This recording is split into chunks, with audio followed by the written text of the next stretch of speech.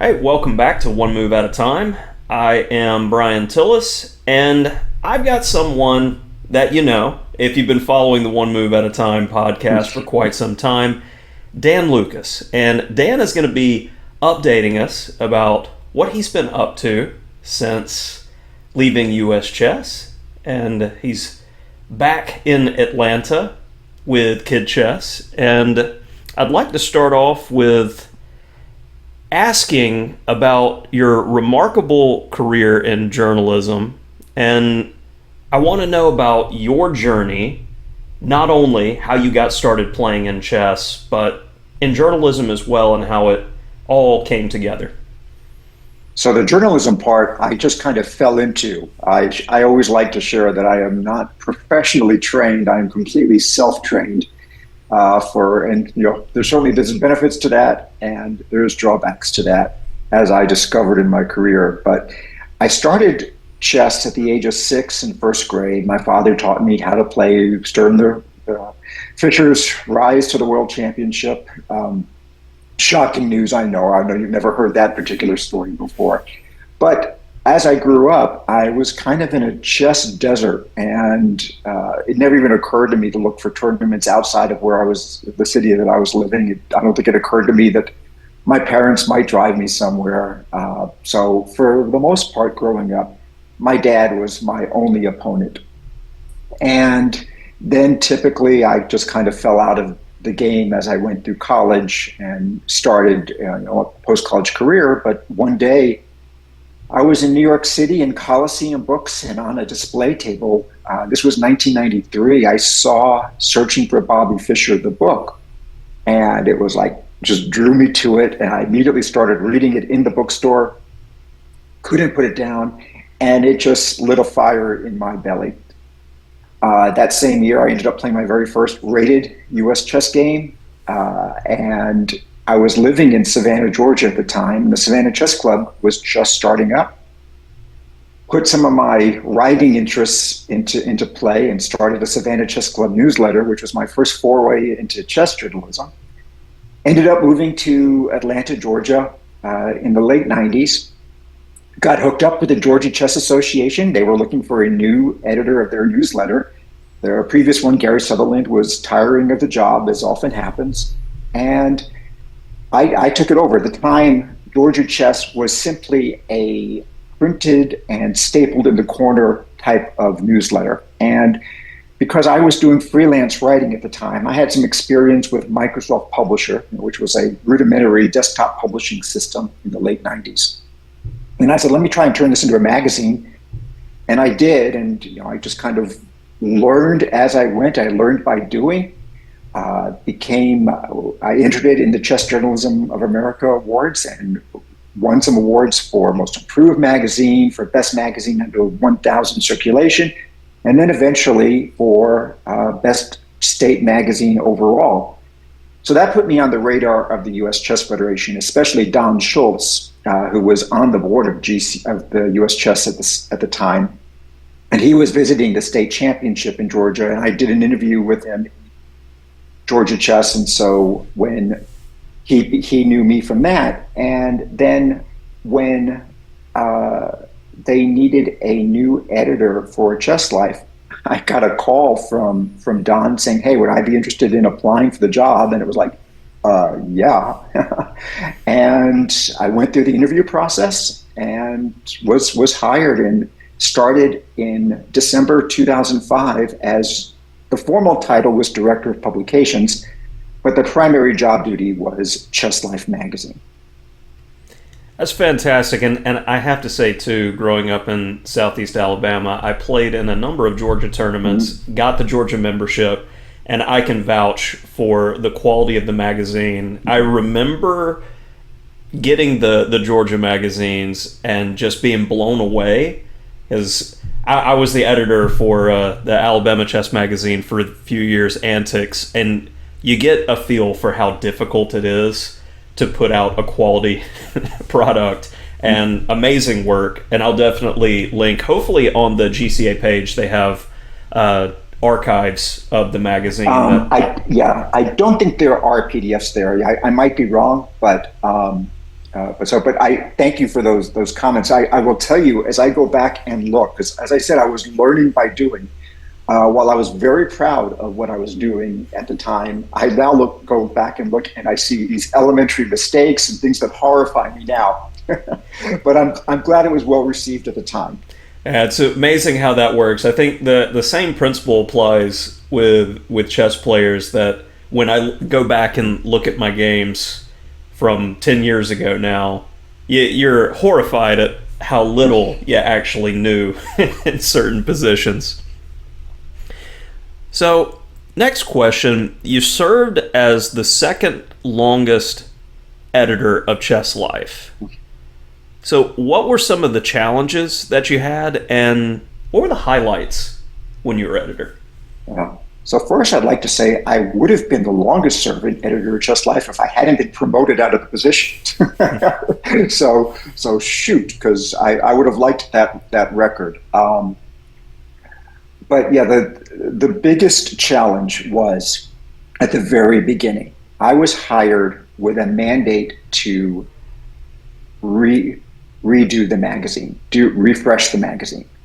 At the time, Chess Life was a black and white publication. Occasionally there were dollops of color in it, but it was primarily a black and white publication. Text was just spilling off the pages. It was very hard to read. It needed to be modernized.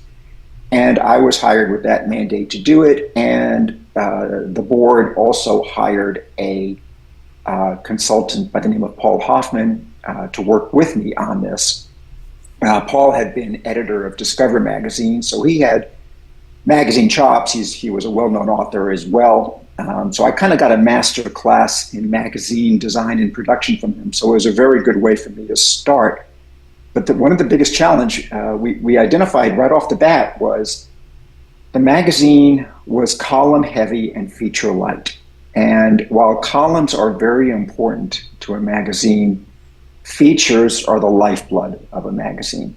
And at the time, there were 14 columns in the magazine, most of them appearing monthly, which just kind of choked out any space at all for features.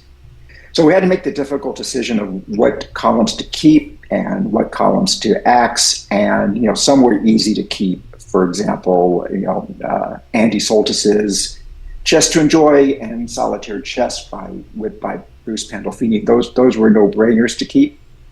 But one that was very painful for me as someone who grew up reading Chess Life magazine to cut was Larry Evans's column. But it had become a very tired column, but it was beloved by the chess community. And so cutting that column caused me to deal with slings and arrows from all areas of the chess community. But after weathering the initial storm, and by the way, thank goodness social media wasn't a thing then.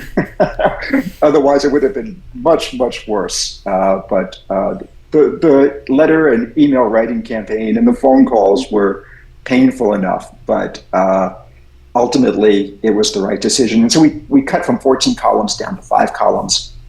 And it allowed for many more feature articles to show up in the magazine. And I think that was one of the biggest wins that we had with it. I started the My Best Move column in, I think, 2012. One thing I recognized was that most magazines had some kind of real good closing feature or department on the last page. And we didn't do that. And I came up with the idea of My Best Move, and I'm really glad to see that it still exists. Well, almost 13 years later, we started.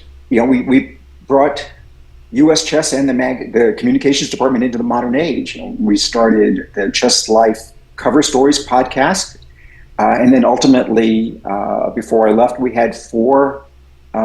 Podcasts going on a monthly basis, including this one, the One Move at a Time. We put the entire archive of Chess Life, Chess Review, which some people don't know, but US Chess owns Chess Review magazine. and Just Life Kids. We put this all up on the website for the first time for free downloads, except for the most recent year. That was a huge project, but it's. I remember that the numbers were always pretty high. A lot of people accessed that. Started putting videos on YouTube. So there was a lot just flowed naturally, and we kept evolving. And I felt like when I left US Chess last summer that we left it in a good place and well positioned for the future. Absolutely. And if you had to put your finger on, say, a single moment or the biggest highlight you had as your time as editor, what would you say that moment was? Biggest moment.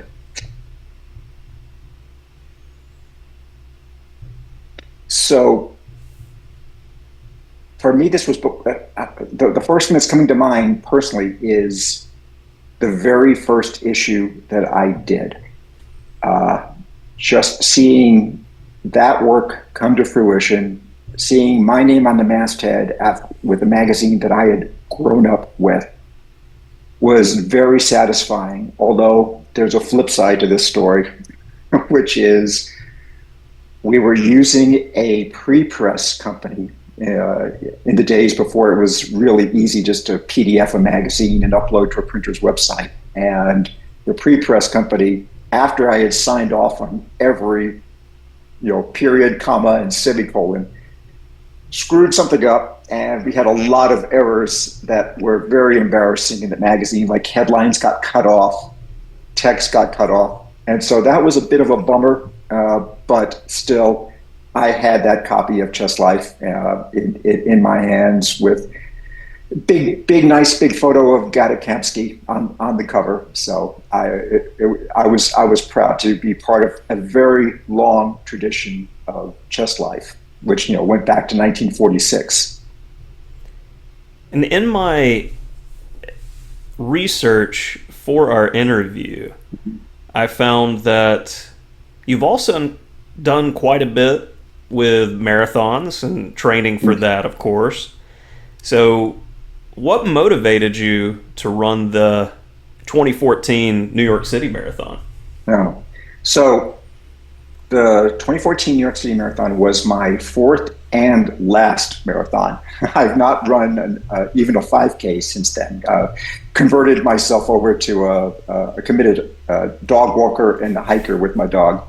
But the motivation with the 2014 marathon was I had tried for 5 years to get into that race because it's a lottery system, because so many people try to get into it. I think it's like 50,000 runners every year are in it.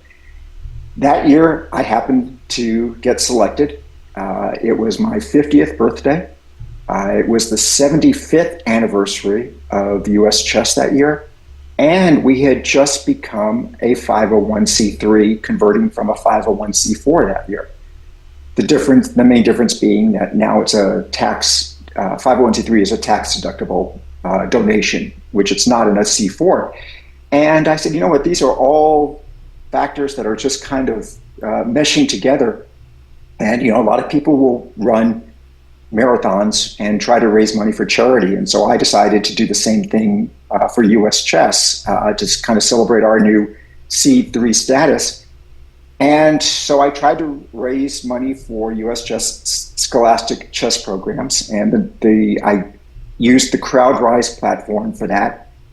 I came up with a number that was a little complicated. It was took my 50 years and I took US Chess's 75 years and multiplied those, and I think that comes to 3,750. And so that was my goal. And then when you post on CrowdRise, you post your little story as well. The New York City Marathon actually was picked up on this and was interested in it. They were doing daily stories about people running the marathon in the month leading up to the marathon, and they picked up and highlighted my story and US Chess's story as well. And while ultimately I didn't raised the 3750. I think it was right at 50% of that number. Still, it was almost a couple of $1,000s that we were able to put into U.S. chess, scholastic chess programs, and I had a great time running the marathon.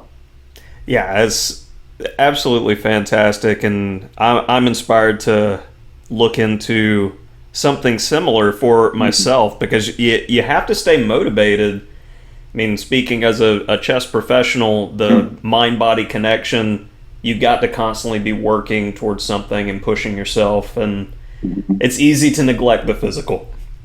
Right.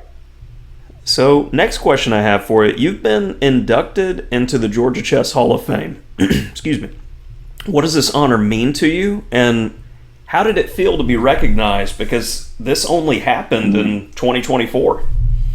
Yeah, it was very moving for me. And I'll say, when I first heard that my name had been entered into nomination, so I did a lot of work at US Chess with the World Chess Hall of Fame.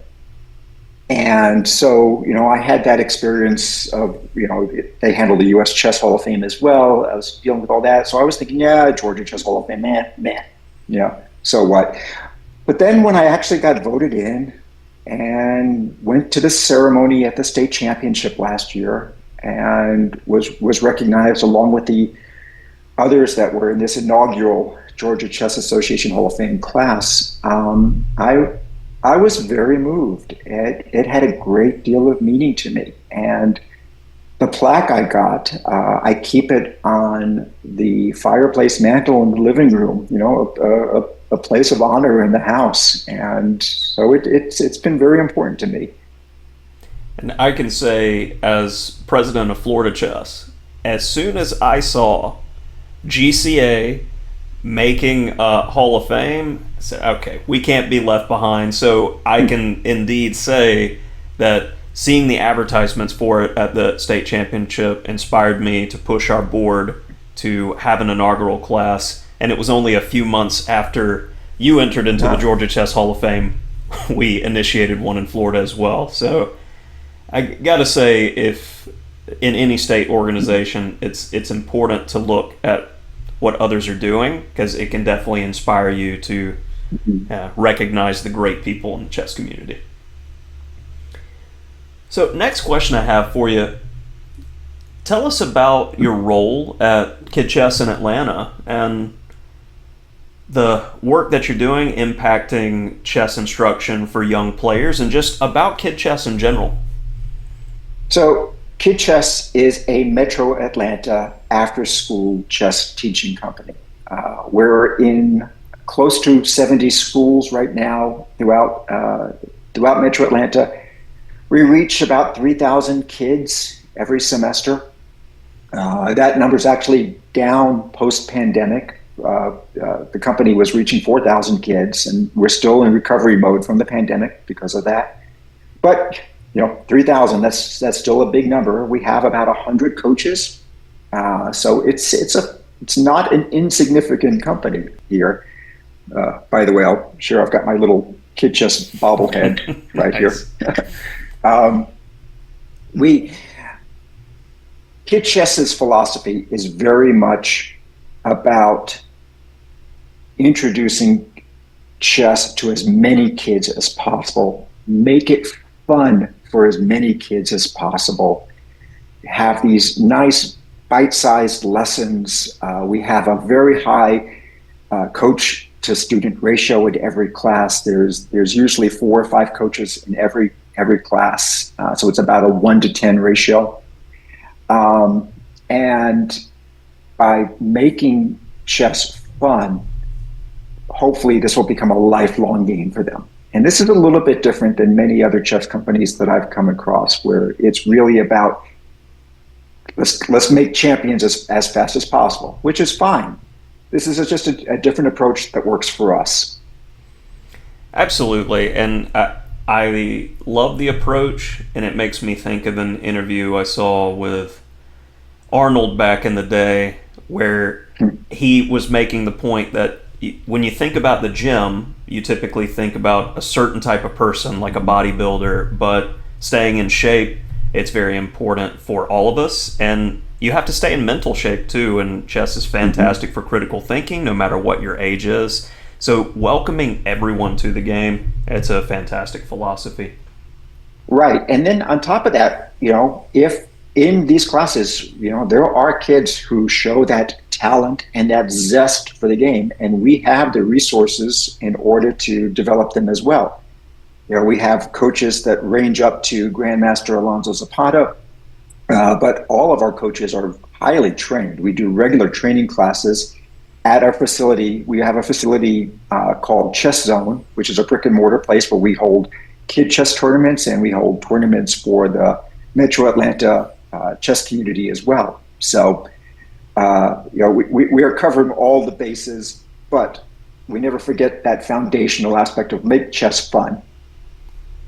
For my next question, I wanted to touch on your time as president of Chess Journalists of America, and tell us a little bit about Chess Journalists of America, because I personally didn't find out about it until I was a state chapter president, and I was putting forward our magazine to them for awards, and I just would like to get more awareness so others will reach out to them as well. Yeah, the Chess Journalists of America has been around a long time. I don't know when it started, but it well predates me. And I think it certainly goes back at least to the 70s. So, but please don't quote me on that. It is a professional organization to support the work of the chess journalist community. And the primary function that they or the primary event that they run is the annual awards program. Yeah, the annual awards, it's highlighted in Chess Life magazine every year. You can also go to chessjournalism.org for more information as well. With Chess Journalist of America, some of the key developments you've seen as well. Right. So definitely the biggest change in chess journalism has been the rise of the digital, whether we're just talking about simply websites or streaming. When I was president of the Journalists in the early 2000s, and I also was serving as chief judge for the awards competition, people sent to my house print copies of their publications, and I then had to ship those out to all of the judges. Now most of the award entries are coming from website entries or from video entries. So that's by far the most noticeable change. But I think the rise of chess streaming and video content on YouTube and Twitch, I think that's been the most breathtaking change in the chess journalism world. And while Twitch streaming and YouTube videos may not be journalism in the traditional sense, it's certainly a form of journalism, because that's where most of the chess world is now getting their news from. Whether it's coming from a skilled source like you at US Chess, or someone who's just a pop-up streamer, people have to do their due diligence about where they're getting their news from, but they are still getting their news from these video sources. And I think this is only going to grow and become if it's not already, it's going to be the dominant form of chess journalism over the next decade or two.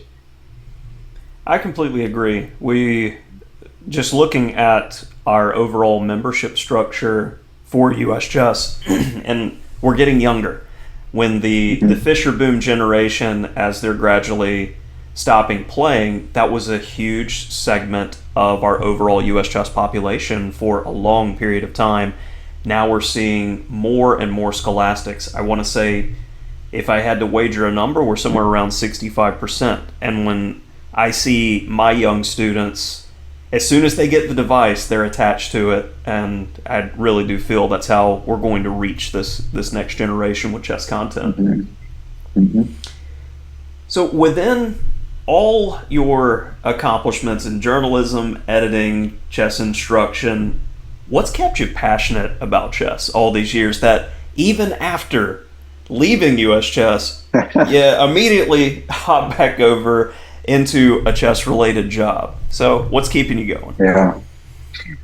So I actually don't think I'm passionate about chess. I find chess to be a pleasant diversion and hobby. It also happens to be my career.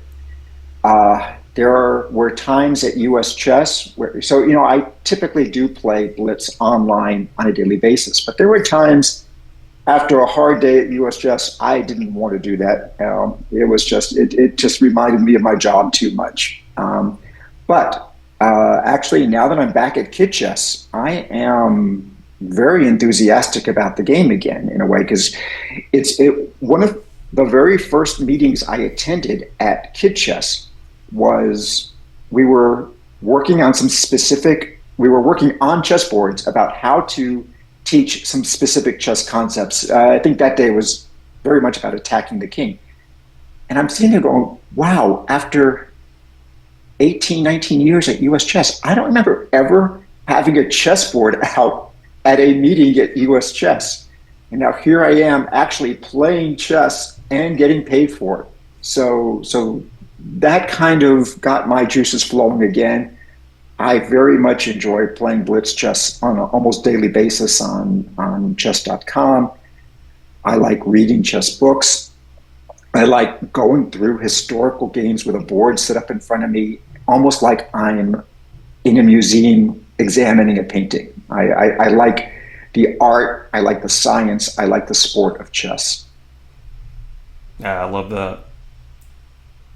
So, the last question that I have before we dive into one of your personal games, what advice would you give someone starting out in chess journalism or that's considering a career in chess? So, the richness of the game gives a richness of opportunities for careers in chess. You can be a chess coach, like we have, 100 people at Kid Chess who are chess coaches, and we have, most of them are part-time, but we have a full-time office staff. Some people started in the office just because they want to be around the game of chess. Certainly, US Chess, I believe, has like 20 employees, is regularly posting jobs, so there's ways to get on with the national organization. One of the quickest ways to get involved, I think, is by volunteer work. I started as a volunteer for the GCA with the Georgia Chess newsletter. Although, full disclosure, they did pay me a $100 stipend per issue to kind of cover costs and things. But that volunteer work led directly to the US Chess paid job, where I had a full-time career for almost 20 years. If you're interested in coaching, you can hang up your own shingle as a chess coach. You can, if you want to find out if you're good at it, just teach a neighbor kid, about how to play the game. Introduce it to one person and see how that goes. And if you're interested specifically in getting into chess journalism, boy, there's never been a better time to be able to break into the business. At one point, if you wanted to get into chess journalism, you had to submit something to Chess Life, and that was kind of the only game in town. But now, shoot, just bring your phone camera to any event and interview somebody, edit the video, and throw it up on YouTube. And and then maybe find a niche for yourself. Are you interested specifically in analysis? Are you interested in just books? Are you interested in the personalities of the game? Those are all ways you can focus a YouTube channel. And you just never know where one thing will lead. Somebody might see it and say, "Hey, I want this person, for my team. I'm going to hire this person," or you'll make it big on your own and get a very good monetized YouTube channel. And definitely, so I would say, yeah, go ahead. Yeah, no, I would say so. Really, just go with the Nike slogan. Just do it. Yeah, absolutely. And I have to add too, if you're looking for opportunities, I'm always here and happy to help. I'm very easy to find if you go under staff on the US Chess page. If you have ideas for articles or are interested in being interviewed or even creating content for US Chess, I've started a series where members tell their own story, analyzing one of their games, and I'd happily take you as a guest. So just contact me and we can get something set up. So without further ado, I think it's time to take a look at one of your games, and it's against someone that I played a few times in Florida, and he is working on his own book, and I know at some point it's going to be released, and I'll put it down in the link below when it does. But give us a little bit of context on the game before we start going through moves. Okay, so even though I was working for US Chess at the time, the US Amateur Team South was taking place. And by the way, even though US Chess at the time was based in Crossville, Tennessee, and now St. Louis, Missouri, I was always a telecommuter working from Atlanta. And I had been a Kid Chess employee when I was hired by US Chess. So when the US Amateur Team South came to Atlanta, they asked if I would participate on their team at the event, because it was being held in Atlanta that year.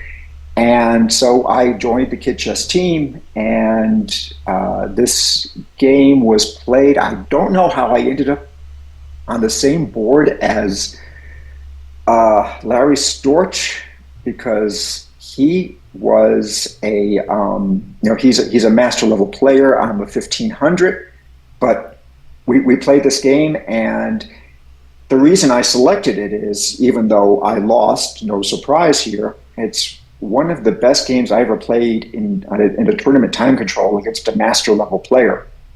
And it ended up in a time scramble at the end where I actually had winning chances, but he was just too good and had too much time and ended. But I also, just the fact that I wasn't blown off the board in 12 moves and got deep enough in the game to have chances in a time scramble, I'm still proud of it, and I'm curious to hear your master level analysis of it. Yeah, and after going through the game, I gotta say, first and foremost, what I love to see in a huge rating mismatch, and the way the rating system is designed, and what I tell my students constantly, if there's over a 400-point difference in rating, you have nothing to lose. It's a fraction of a rating point if you lose the game.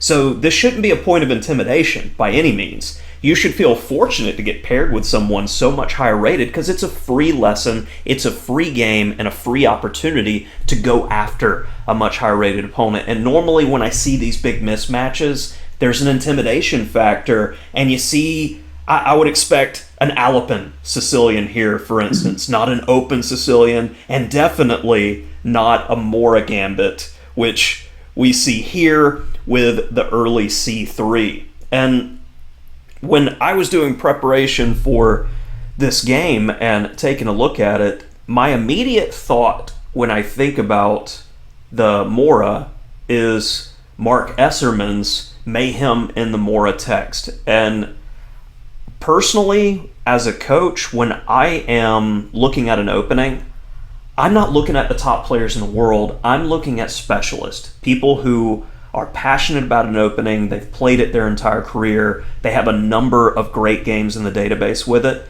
And I just wanted to emphasize exactly what a Morra player is angling for by using one of Mark's games. And if Black is so brave to accept the gambited pawn, we are getting a little bit more time.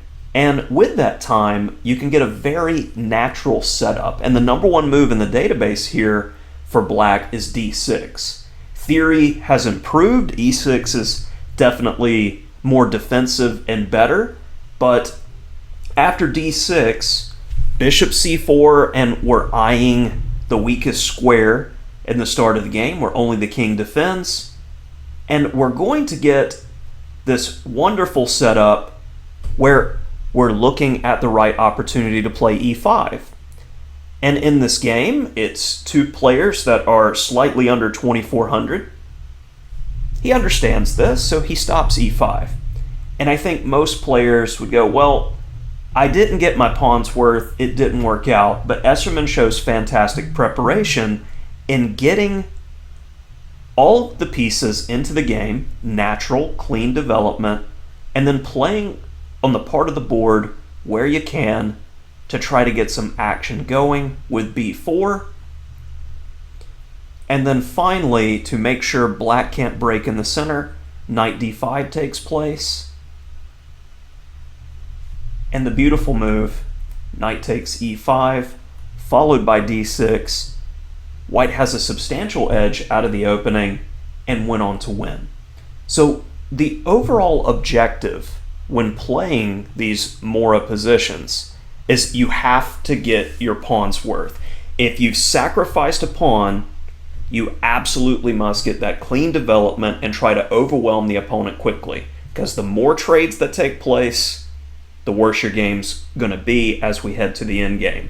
And I often hear from students, when you're up material, trade down, coach.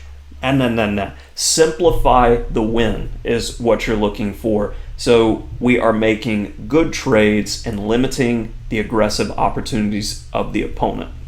So as we question for you, absolutely question, Brian. So in the source game that you gave, why does black play bishop e6 rather than bishop g4? Because when I find people, or was it bishop e7? I'm sorry, bishop d7. Bishop e6. Bishop d7, right, rather than bishop g4. I've always found that this is a tough one for me to handle on the white side. Okay, so when I look at this position at this point, one of the themes that sticks out about Sicilians in general is the domination and control over the d5 square. Black, in an ideal world, would love to see something like this, whereas the d6 pawn is covered at all times. You've shut down your bishop, and unlike the main game, we don't have a knight takes e5 sacrifice. This is the dream structure, so then black can begin that kingside pawn storm. So what we're looking for after a move like bishop g4, we always want to be able to capture with a piece, not a pawn, on the d5 square. Let's imagine if I go ahead and clip a few pieces here and I'll make a null move for emphasis, I'm gradually going to be able to continue piling up on the d6 pawn in an annoying way if I wasn't just hanging a knight here out of the get-go. But that's the general theme of control, and immediately my reaction would be play h3 and look to potentially play bishop g5 and clip that knight. So you'll have this powerful knight that cannot be kicked out by a pawn or any piece at that point. And coming back to our main game, after c3, I do like what Larry did here. He's not following along the beaten path. D takes c3 is by far the most popular move. Secondary to that is knight f6, but we go down a few more spots and d5.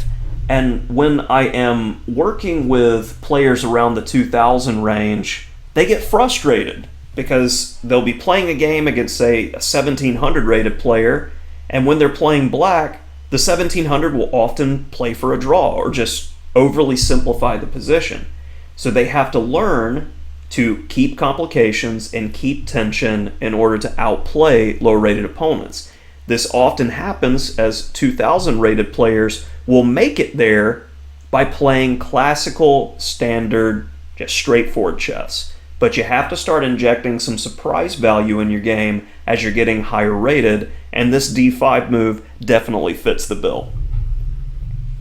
And the main line after this is typically a transposition into the Alapin with pawn takes, and we get an isolated pawn position. And this is a roughly balanced game with 100 or so games between masters in the database here. a fully playable position for both sides. Now in the main game, you went e5, and now we're getting back more towards the spirit of the Morra, and you definitely weren't intimidated. You're looking to say, hey, please take the pawn, and now the stage is set for I need to win in the middle game, otherwise I'm going to be in trouble in the end game. So what was going through your head in this position? In this position, it was just, I just need to keep developing. Okay. Yeah. Knight c3, knight c6, and when I analyzed the game, this was kind of the key moment for me. As the arrows are showing, bishop f4 was played, but bishop d3 was by far my top choice in the position. As I'm looking at this, and being someone who's done a lot of work in the past with the French defense, this is essentially a French defense pawn structure. And the main drawback of the French is that French bishop on c8, because it's locked in and it's only going to be stunted by the pawn wall. Now, on the other hand, our bishop, if it's on d3, it's attacking the king side. And this goes along with the overall theme of the position, that we need to be as aggressive as possible. And with this powerful pawn on e5 limiting the squares of this knight, the knight is not able to come to its best defensive outpost. So you'll typically see knight e7, knight g6 to try to pile up on the pawn. And a combination of ideas here can give white a very good position. Say bishop d3, knight e7, h4, and it's that idea that if knight g6, I'm going to make a move to defend my pawn like queen e2, and I'm looking for the opportunity to play h5. And a philosophy I've always had, if I can't find the best move, I'm looking for the most annoying one, and this h-pawn theme often comes up in Morra games to harass that knight on g6. So in the main game, we have bishop f4, and after knight e7, this, I feel, is the main question mark, as it breaks from the theme of overall attack in the position. We still have time to go bishop d3, but with bishop b5, I put a question mark on it, as this is your good bishop. He's very much needed for the attack and aggression on the king side. If you're trading off the good bishop very often, when they take back with a pawn, their bad bishop now has an out and can be very annoying in the position. So as we see knight g6, bishop g3, bishop b4, and we're doing fine so far up until this point.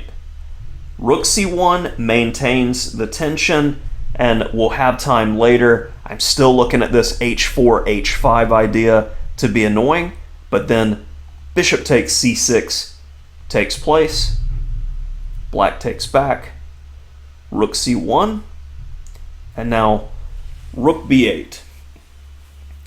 So how about now? What was your thought on this next move?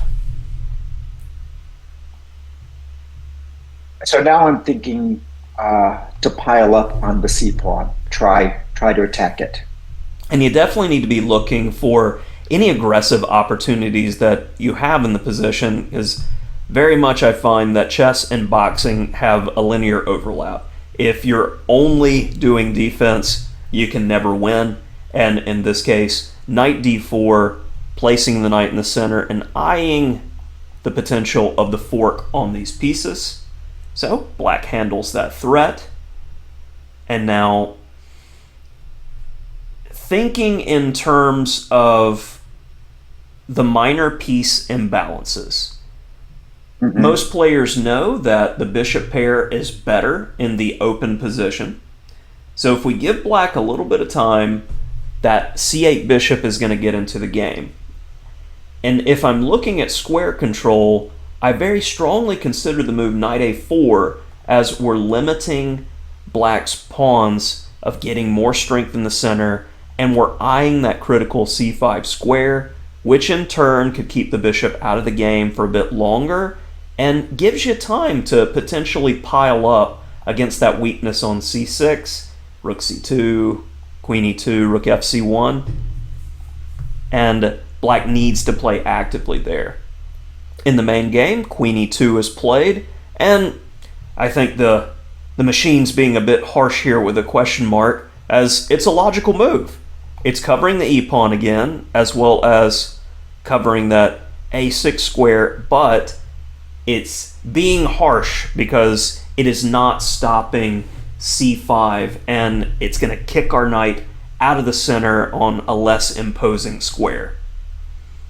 After knight b3, queen c6. By the way, I do remember in the game realizing what a mistake taking that c6 knight was once I started seeing these very scary pawns start rolling down the board. And this is a theme that will very often pop up in the French defense as well as the Caro-Kann. If you trade off that light square bishop too early, you very often find yourself in the worst part of every endgame, or you've lost a lot of strength in the center, which is what happened here. And with the center in mind, you're keeping an eye on it. Bishop a6, getting a tempo on our queen. So queen c2, a lot of logic with that move, lining up where the action is happening. d4, and now queen e4.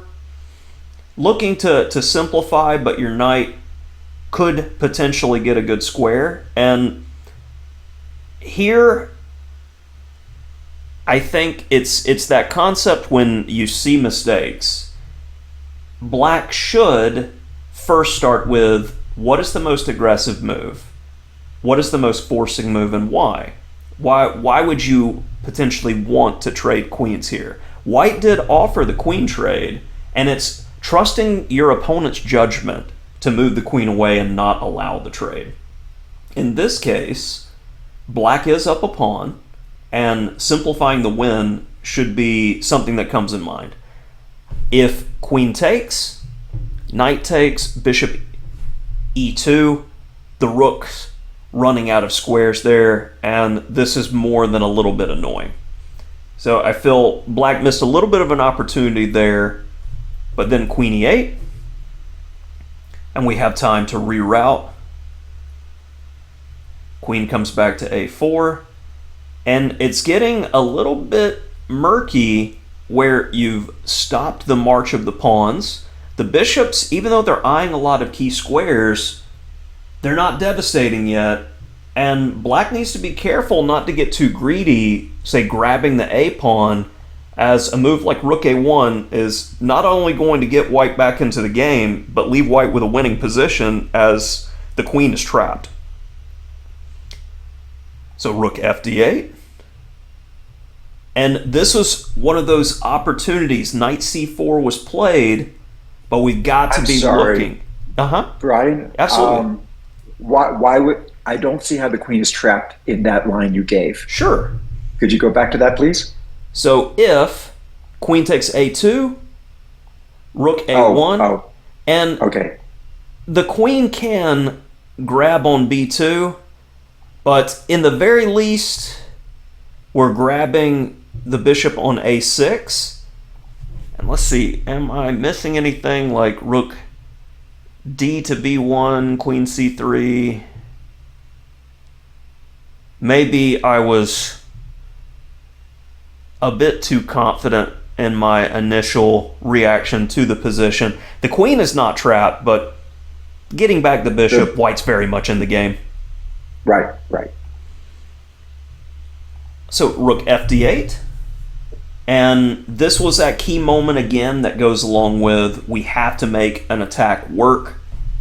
I'd love to see the move h4 to h5, h6, that's a dream, getting those weaknesses on the dark squares where the queen could look to just seize the day and the path. And that's interesting because I can promise you, because even still now, that move would never have occurred to me. I would still be looking at getting my bishop, my dark square bishop, back in the game by moving the f2 pawn first. Mm-hmm. So, and this is something that pops up in a lot of my students' games that are around the 1600 range. Sometimes it's just you haven't seen the idea to internalize it. And what is the worst pawn in every endgame? The rook pawns.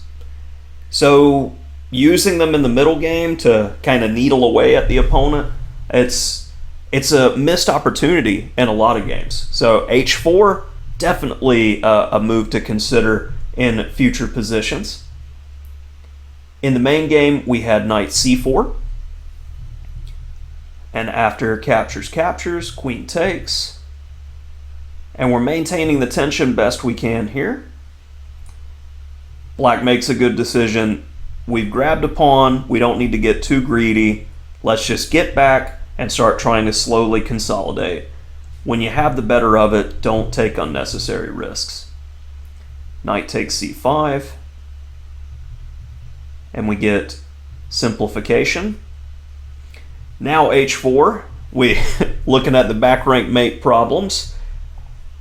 Securing some space, and from here I felt black had really nice technique, as he's going to continually limit the scope of your bishop and try to keep as many pawns on the same color as your bishop as possible to keep it as a defensive piece. h5, good practical move, keeping that pawn stuck on h4 and giving a luft for the king.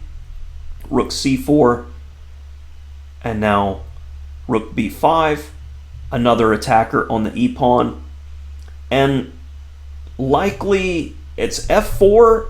It logically makes a lot of sense to hold the e-pawn, but because of your bishop lacking aggressive ideas, I would go for, if you want that pawn so bad, please go ahead and take it. And the engine doesn't even want to take it, because a resulting endgame like this, you have a lot better holding chances than we did in the main game, as that knight is quite annoying. But now that it's gone, the two extra pawns definitely makes this a very doable endgame for black.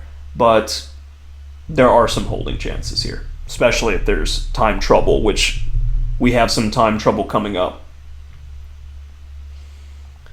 Rook b5 happened in the main game, then f4, rook d to b5, and in any in-game, good in-game players know, get the king into the action because it is an attacking piece. Finally, that bishop gets a little bit of light to work with. a5. Everything is stopped for the moment. g3, and black takes the opportunity again. Good in-game players involve all the pieces, and the king gradually comes in. And little moves like this, I feel, show master's technique. We're not stepping on a dark square because just maybe the bishop could interact with the king. Stepping on the light squares is going to make sure that our bishop can never interact. And after bishop d2, slow and steady, black has improved the king to where now the passed pawn can be pushed. And Nimzovich had something to say about that. You got to keep him under lock and key. Check. And rook takes f7, where the note is there was a time scramble after this move, but with the two dangerous passed pawns, Larry went on to win the game.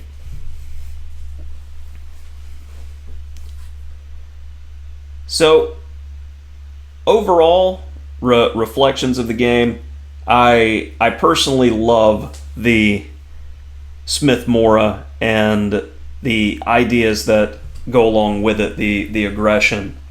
And I really appreciate you taking the time to come on the podcast that you started, and I really wanted to recognize you and all the hard work over the years that you put into your job at US Chess and the chess community and culture in general, and you continue to do so and inspire a new generation of students, which keeps us all having employment in the chess community, so to speak. So I wanted to personally thank you for that, and would you like to close us out?